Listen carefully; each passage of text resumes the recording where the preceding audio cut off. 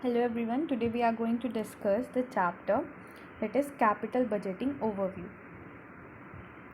So what is capital budgeting? The decision taken for a long term investment is called capital budgeting decision. जब भी हम किसी long term investment के लिए decision लेते हैं वो capital budgeting decision में आता है. So looking at the definition, it is the planning process that is used to ascertain whether the firm's long term investment in a new machinery या हमने पुरानी मशीनरी रिप्लेस करनी हो या नया प्लांट एक्वायर्ड करना हो या डेवलपमेंट करना हो नए प्रोडक्ट का. And research development project are worth the funding through the firm financing source or not. So looking at the definition, capital budgeting is used by a company to evaluate major project and investment such as new plant or equipment. जब हम कोई major project take over कर रहे होते हैं ना, उसको इवल्यूट करने के लिए कि वो बेनिफिशियल है कि नहीं, हम कैपिटल बजटिंग का यूज़ करते हैं. Process involve analyzing the project cash inflow and outflow to determine whether the expected return meet the set benchmark. जब भी कोई हम एक प्रोजेक्ट सेट करते हैं ना, प्रोजेक्ट लेते हैं तो हम उसमें एक बेंचमार्क सेट करते हैं कि हमें इतना प्रॉफिट होना चाहिए. सो हम इसको एनालाइज करते हैं कि हमारा जो कैश इनफ्लो है और कैश आउटफ्लो है उसको सब कुछ कैलकुलेट करके जो हमारा बेंचमार्क है वो फुलफिल हो रहा है कि नहीं हो रहा है, ये हम इसमें एनालाइज करते हैं. Next the objective of capital budgeting. Capital budgeting के ऑब्जेक्टिव क्या है? एक्सपेंशन, कि हमारा जो फर्म है वो एक्सपैंड हो. दूसरा प्रोडक्ट इंप्रूवमेंट, जो एग्जिस्टिंग प्रोडक्ट है उसके फीचर्स न्यू ऐड हो, वो इम्प्रूव हो, या कोई नया प्रोडक्ट हम इंट्रोड्यूस करें, या कॉस्ट सेविंग हो, मतलब जो हमारी टेक्निक अभी चल रही है उसमें 5,000 रुपये लग रहे हैं, सो हम एक नई इन्वेस्टमेंट करके अगर उस टेक्निक को थोड़ा रिड्यूस कर सकते हैं, उसका मतलब कॉस्ट जो उसमें लग रही है वो कम कर सकते हैं, that is cost saving. Next improvement in efficiency, जो हमारे इनपुट आउटपुट रेशियो है वो इम्प्रूव हो. Now the importance of capital budgeting. The importance of capital budgeting is first deferred benefit. Capital budgeting project involve capital expenditure that is incurred today but tend to bring out benefit in future over a long period of time. मतलब capital budgeting project में क्या होता है कि हम आज खर्च करते हैं, बस उसका जो benefit है ना वो हमें over a future, over a long period of time मिलता है, तो that is deferred benefit. Second, huge amount of fund. इसमें क्या होता है कि capital budgeting क्योंकि long term के लिए होता है, अच्छा खासा पैसा इसमें जाया होता है, तो इसलिए जो बिज़नेस है वो सिंक भी कर सकता है, स्विम भी कर सकता है, डिपेंडिंग ऑन कि हमने जो फंड डाला है कैपिटल बजटिंग में वो सही जगह है कि नहीं है. Next, affect the risk completion of the fund. Capital budgeting project involve benefit in future which is uncertain and risky. Therefore the acceptance and subsequent implementation of project may change the risk completion of a firm which in turn may affect the market value of the firm. मतलब capital budgeting जब हम project में लगाते हैं पैसा long term में, वो बहुत ही रिस्की और अनसर्टेन होता है. सो इसलिए इससे क्या होता है कि अगर हम इतना रिस्क ले रहे होते हैं तो इससे रिस्क कॉम्प्लिकेशन हमारी फर्म की वो बढ़ जाती है. सो अगर रिस्क ज़्यादा होगा जो हमारे शेयर होल्डर हैं वो ज़्यादा बेनिफिट मतलब ज़्यादा रिटर्न ऑन शेयर्स हमसे एक्सपेक्ट करेंगे. सो जो हमारी मार्केट वैल्यू है फर्म की वो चेंज होती है इसकी हेल्प से. Next the irreversible decision. Capital budgeting जो है वो इरिवर्सिबल है और अगर हमने रिवर्स कर भी दिया ना तो इसमें हमारा बहुत ज़्यादा लॉस हो जाएगा. सो इसको हमें बहुत ध्यान से इम्प्लीमेंट करना पड़ता है. Next the influence the other financial decision. Capital budgeting decision have a impact on financing, dividend and working capital decision. अब कैपिटल बजटिंग डिसीजन का इम्पैक्ट फाइनेंसिंग, डिविडेंड और वर्किंग कैपिटल डिसीजन में भी पड़ता है. अब ये मैं पहली वीडियो में बता चुकी, तो मैं अब ये एक्सप्लेन नहीं करूँगी. Category of capital budgeting decision. Capital budgeting decision की अब हम डिफरेंट टाइप ऑफ कैटेगरी पढ़ेंगे. First the screening decision. They are independent accept और रिजेक्ट डिसीजन. स्क्रीनिंग डिसीजन क्या होता है कि आपके पास एक प्रोजेक्ट आया, मतलब एक प्रपोजल आया, आपने उसे देखा और उसके बेसिस पे, सिर्फ उस प्रोजेक्ट के बेसिस पे और फैक्टर को नेग्लेक्ट करते हुए, जो भी फैक्टर्स उस प्रोजेक्ट से रिलेटेड है आपने देखा कि हम इसे एक्सेप्ट करें कि रिजेक्ट करें. दूसरा preference decision. When the acceptance of one rule out the acceptance of any other project, such capital budgeting decision are preference decision. इसमें क्या होता है कि हमारे पास दो प्रोजेक्ट हैं, हम एक को अगर सिलेक्ट करेंगे तो दूसरा ऑटोमेटिकली रिजेक्ट हो जाएगा, मतलब हमें दो के बीच में प्रीफरेंस करना होता है, that is preference decision. Next is contingent decision. When acceptance of one project is subject to acceptance of other project, the capital budgeting decision in respect of such project is called contingent decision. मतलब अगर हम एक project accept कर रहे हैं तो दूसरा हमें करना ही पड़ेगा. जैसे कि अगर हम कंप्यूटर, अपना पूरा जो ऑफिस है वो कंप्यूटराइज कर रहे हैं तो हमें एम्प्लॉयज़ को ट्रेनिंग देनी पड़ेगी, जैसे contingent decision.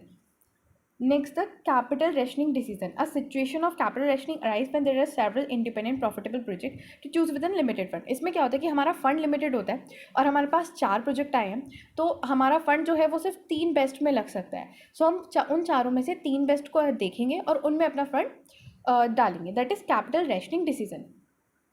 Next is capital budgeting decision making proceeding. अब इसके अंदर 3 स्टेप आता है। पहला, estimate of cost and benefit of proposal, accounting profit approach. अब जब हम एस्टीमेट करते हैं ना कि हमारी कॉस्ट कितनी लग रही है और बेनिफिट कितना आ रहा है, तो इसमें भी हमारे 2 अप्रोच है। पहला, accounting profit approach, benefit is calculated on a base of profit earn.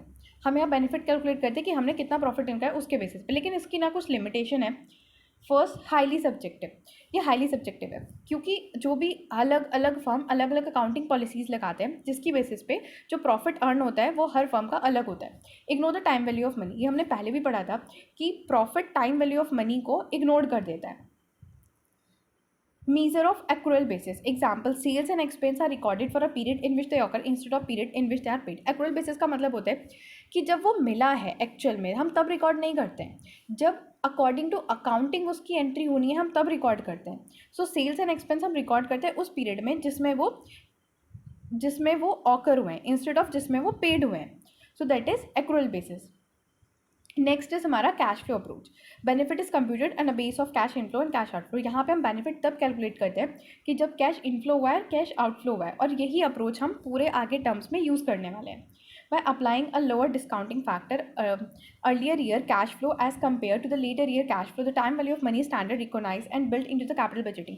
अब इसमें जितनी भी लिमिटेशन हमारी प्रॉफिट अप्रोच की थी ना, वो सारी इसके बेनिफिट है। मतलब ये टाइम वैल्यू को कंसीडर करता है, हम लोअर डिस्काउंटिंग फैक्टर लगा के दो कैश फ्लो को कैश फ्लो को हम कंपेयर कर सकते हैं जो अलग अलग टाइम पीरियड में हमारे पास हुए हैं। Now the second step is estimating a minimum required rate of return. The required rate of return are estimated to adjust the future cost and benefit of time value of money। अब minimum required rate return हम क्यों estimate करते हैं? ताकि हम future cost को देख सकें और टाइम वैल्यू ऑफ मनी को कंसिडर कर सकें। Determine the profitability of project, और प्रोजेक्ट पे कितना प्रॉफिट हो रहा है वो डिटरमाइन कर सकें। The firm should invest in capital budgeting proposal if return is at least equal to return available from investment made elsewhere. मतलब फर्म कैपिटल बजटिंग प्रपोजल में तभी इन्वेस्ट करना चाहिए जब उसका रिटर्न उतना हो जितना अपॉर्चुनिटी कॉस्ट का हो रहा है, मतलब नेक्स्ट बेस्ट अल्टरनेटिव का है। Now the third step is applying capital budgeting technique. अब लास्ट में हमारा रिटर्न निकल गया, हमने एस्टिमेट कर लिया कॉस्ट एंड बेनिफिट। अब लास्ट में हम देखते हैं कैपिटल बजटिंग टेक्निक लगा के, जो कि इसका नेक्स्ट चैप्टर है। Proper technique is needed apply in order to select the best alternative। first the technique itself need to select and then apply for selecting proposal। अब बहुत सारी टेक्निक है, पहले हमें टेक्निक सेलेक्ट करनी पड़ती है अकॉर्डिंग टू प्रपोजल, और फिर उसे लगा के हमें प्रपोजल सेलेक्ट करना पड़ता है। अब यहाँ कुछ बेसिक टर्मिनोलॉजी हैं जो आगे के हम फॉर्मूलेज पढ़ेंगे, उनको समझने के लिए ज़रूरी है। पहला, installation cost, cost incurred in installing a machinery और asset, it is the part of initial cash outflow as it help to bring asset into workable condition. Installation cost क्या होती है कि मशीनरी और एसेट को इंस्टॉल करने में जितना पैसा लगता है ना, उसको वर्केबल कंडीशन में लाने में जो पैसा लगता है उसे इंस्टॉलेशन कॉस्ट कहते हैं। Next is sunk cost, it refers to the cost which has already incurred and have no effect on the present और फ्यूचर डिसीजन। संक कॉस्ट क्या होती है कि ये कॉस्ट ना हमारी, मान लो हमने बिल्डिंग बनानी थी, और बिल्डिंग जो बनानी है वो लैंड पे बनानी है, लैंड हमारा ऑलरेडी लिया हुआ है। सो अगर हम बिल्डिंग का कैलकुलेट करेंगे ना, तो उसके अंदर हम लैंड की कॉस्ट नहीं डालेंगे, because it is sunk cost, it is already incurred. मतलब प्रोजेक्ट को लेने से पहले ये ऑलरेडी हो गए, तो इसका कोई इफेक्ट नहीं है हमारी प्रेजेंट या फ्यूचर डिसीजन पे। यहाँ एग्जाम्पल मैंने वही दिया है, पढ़ लेना। Next is salvage value of existing asset. Salvage value क्या होती है? It refers to the value of scrap. जब डेप्रिसिएशन लगने के बाद लास्ट में at the end of life जो वैल्यू बचती है, दैट इज सैल्वेज वैल्यू। अब here's the note, if any capital gain और loss on selling of salvage, value of a gain और loss is taxed to be adjust. मतलब अगर कोई भी कैपिटल गेन या लॉस हो रहा है सैल्वेज वैल्यू को बेचने से, तो उसे हमें टैक्स एडजस्ट करना पड़ता है। अभी हम आगे फॉर्मूले पढ़ेंगे ना, उसमें हम देखेंगे। Next is the opportunity cost, it refers to the cost of next best alternative. This is cost to added to the initial cash outflow. Opportunity cost क्या होती है? मान लो हमारे पास 3 प्रोजेक्ट है। एक प्रोजेक्ट में हमें 12% प्रॉफिट हो रहा था, दूसरे में हमारा 10% और तीसरे में 8%। सो हमने 12 वाला सेलेक्ट किया। सो अपॉर्चुनिटी कॉस्ट क्या हुई? The next best alternative, that is 10% वाला प्रपोजल हमारा अपॉर्चुनिटी कॉस्ट में आएगा, और ये हमें इनिशियल कैश आउटफ्लो में एडजस्ट करना पड़ता है। तो cash flow has some assumption, cash flow approach की कुछ अजम्पशन है। पहला, all outflow have incurred in a beginning of year. हमें मानते हैं जितना भी कैश आउटफ्लो हुआ है वो बिगनिंग ऑफ ईयर में हुआ है। All net inflow have been receive at the end of year.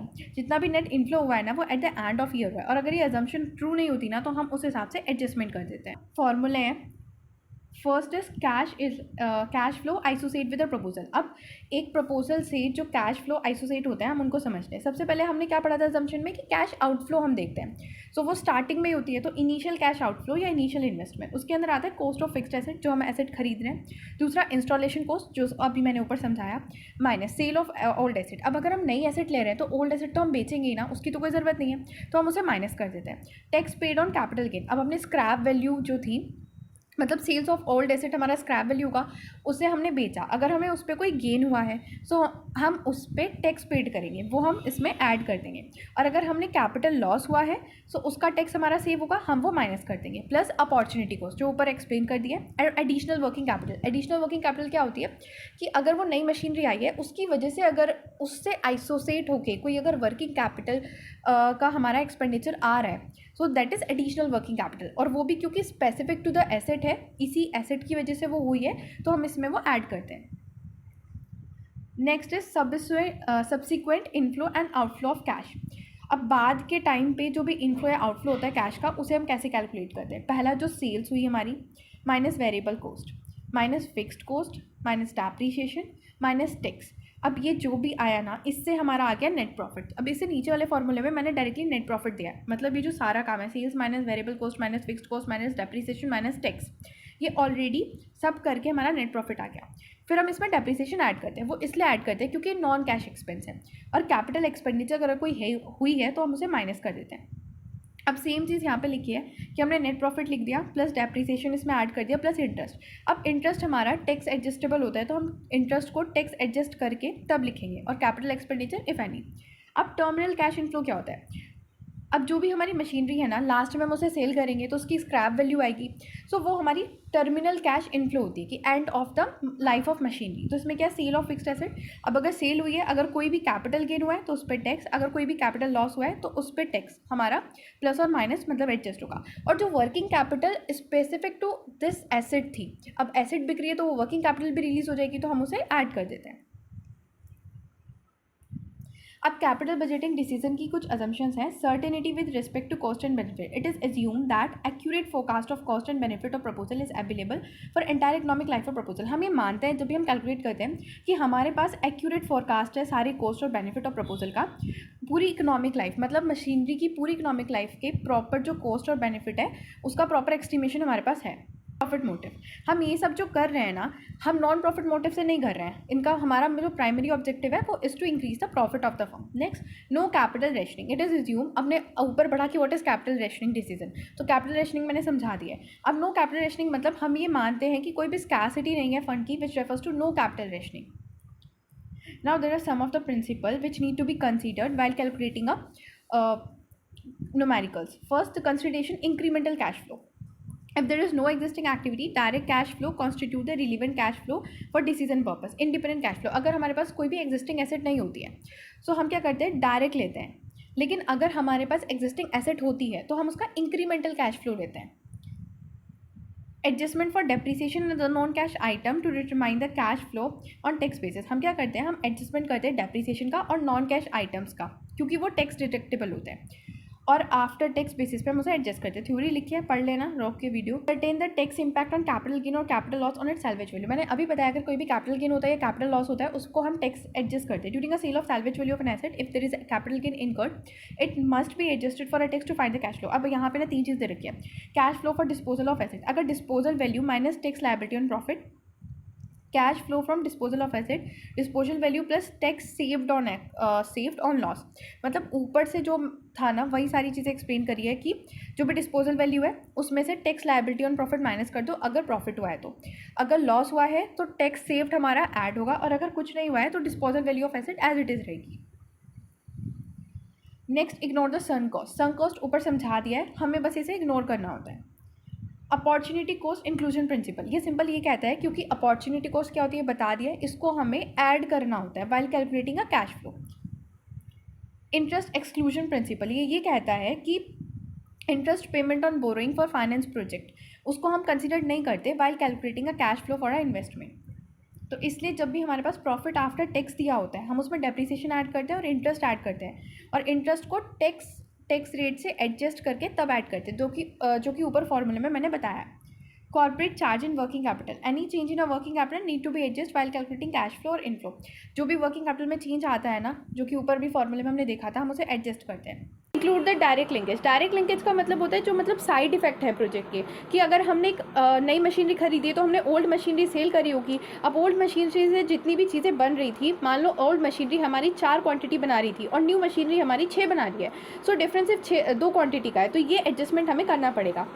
अब नेक्स्ट है इनकॉर्पोरेट एंटिसिपेटेड इन्फ्लेशन, अगर कोई भी इन्फ्लेशन हुआ है while estimating a revenue and cost, inflation effect को हमें एडजस्ट करना पड़ेगा अपने फॉर्मूले के हेल्प। मैंने लास्ट में ये पूरी पीडीएफ के जितने फॉर्मूले थे वो एक साथ अटैच कर दिए हैं ताकि आप लोग रिवीजन कर सको। Just look here.